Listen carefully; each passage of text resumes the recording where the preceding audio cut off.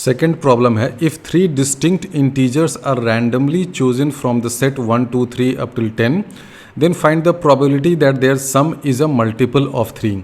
ये सेट है, इस सेट में से आपको रैंडमली 3 इंटीजर्स पिक करने हैं। आप ये देख रहे हैं कि आपसे क्या पूछा है कि उन तीनों इंटीजर्स का सम जो है वो 3 का मल्टीपल होना चाहिए।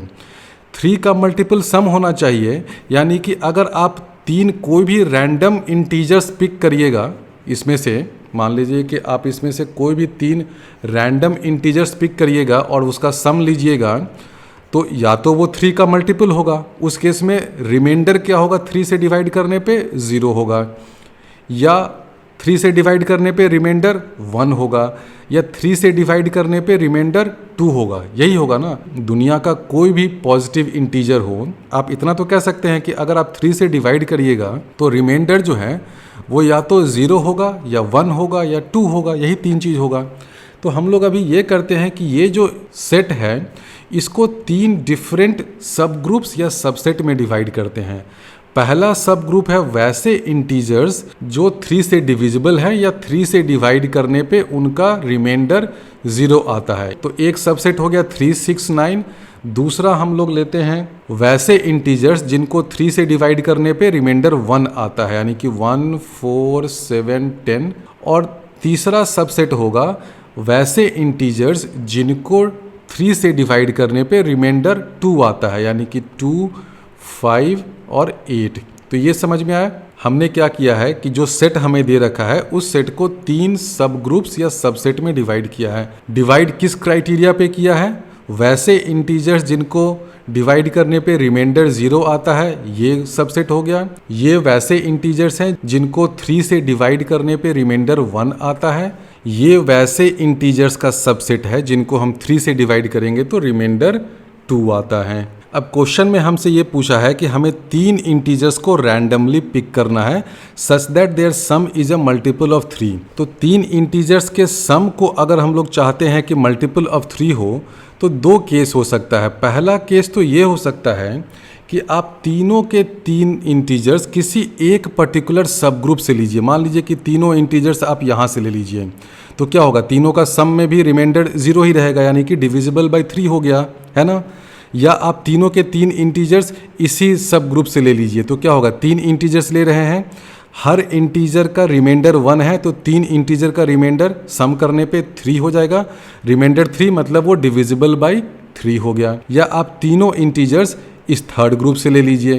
तो पहला फेवरेबल केस देखिए क्या बना कि all 3 integers are taken from any one subgroup. या तो आप इससे लीजिए, या इससे लीजिए, या इससे लीजिए। समझ में आया। पहला केस जो फेवरेबल होगा वो ये होगा कि तीनों इंटीजर्स किसी एक पर्टिकुलर सब ग्रुप से हो, या तो वो इससे हो, या वो इससे हो, या वो इस थर्ड सब ग्रुप से हो। वैसे होने पे उनका सम जो है वो 3 से डिविजिबल हो जाएगा। क्यों हो जाएगा?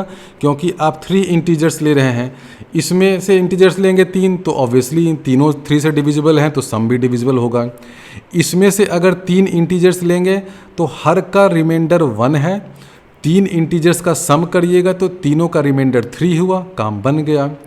वही हाल इसमें होगा, 3 इंटीजर्स ले रहे हैं, तीनों का सम का रिमाइंडर क्या होगा, 2 + 2 + 2 6, काम बन गया। तो पहले फेवरेबल केस में क्या होगा कि या तो तीनों इंटीजर यहाँ से हो, या यहाँ से हो, या यहाँ से हो। तो नंबर ऑफ फेवरेबल केसेस क्या हो जाएगा? अगर आप यहाँ से ले रहे हैं तो एक तरीका है, अगर आप सेकेंड सब ग्रुप से ले रहे हैं तो 4C3 वेज है ना, क्योंकि 4 इंटीजर्स हैं, उसमें से आपको कोई भी 3 पिक कर सकते हैं। तो 4C3 वेज हो गया। और यहाँ से ले रहे हैं तो +1 कर दीजिए, टोटल हो जाएगा 4C3 होता है 4, तो ये हो जाएगा 6 केस। और हमने प्लस किया क्योंकि तीनों म्यूचुअली एक्सक्लूसिव हैं। या तो मैं इस सब ग्रुप में से तीनों इंटीजर को लूँगा, या मैं इसमें से तीनों इंटीजर को लूँगा, या मैं इसमें से लूँगा। तो ये मेरा फेवरेबल केस हो गया 6 वेज। और फेवरेबल केस का एक दूसरा केस भी होगा, केस 2। केस 2 में ये होगा कि आप तीनों इंटीजर्स को तीनों डिफरेंट सब ग्रुप से लीजिए, यानी कि एक इंटीजर यहाँ से, एक इंटीजर यहाँ से, और एक इंटीजर यहाँ से। तो उसका जब सम करिएगा तो रिमाइंडर क्या हो जाएगा, यहाँ से रिमाइंडर 0 आएगा, यहाँ से 1 आएगा, यहाँ से 2 आएगा, 1 + 2 करिएगा तो 3 हो जाएगा। रिमाइंडर 3 है, इसका मतलब वो सम 3 से डिविजिबल है।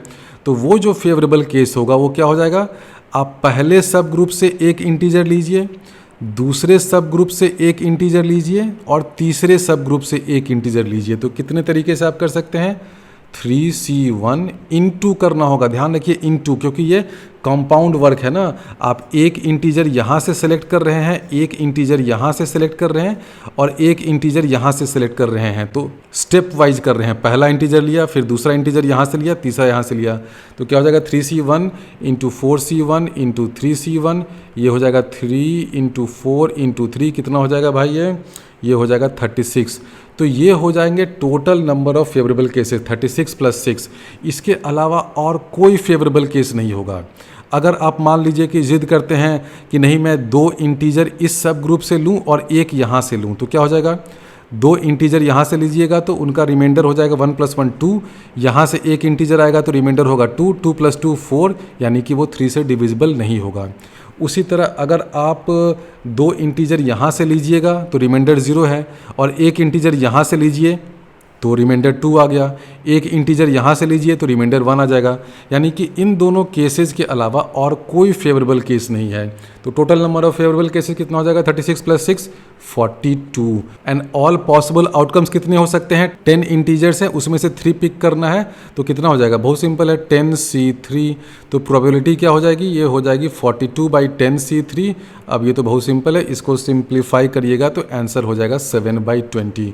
तो इस क्वेश्चन में मेन फंडा ये था कि ये जो सेट दे रखा है इसको 3 डिफरेंट सब ग्रुप्स में डिवाइड करना, और इन तीनों सब ग्रुप्स की कैरेक्टरिस्टिक, उनकी प्रॉपर्टी क्या है, वैसे इंटीजर्स जिनका रिमाइंडर 3 से डिवाइड करने पे 0 है उसको एक कैटेगरी में डाला, एक सब ग्रुप में डाला।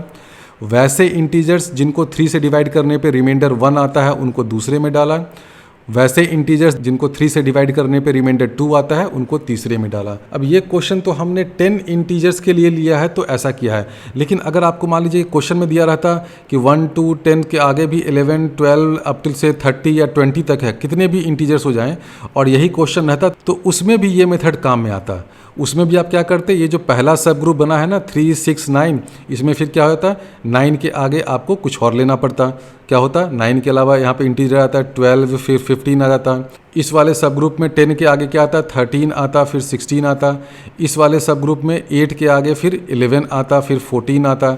और फिर आपको देखना होता कि अगर आप 3 इंटीजर्स पिक कर रहे हैं such that their sum is multiple of 3, तो इसमें से कोई 3 ले लीजिए, इसमें से कोई 3 ले लीजिए, या इसमें से कोई 3 ले लीजिए।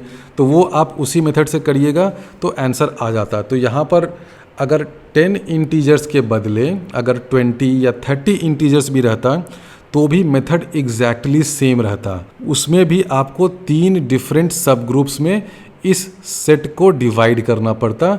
और ये सब ग्रुप्स कैसे डिवाइड हो रहे हैं, depending upon their remainder when they are divided by 3।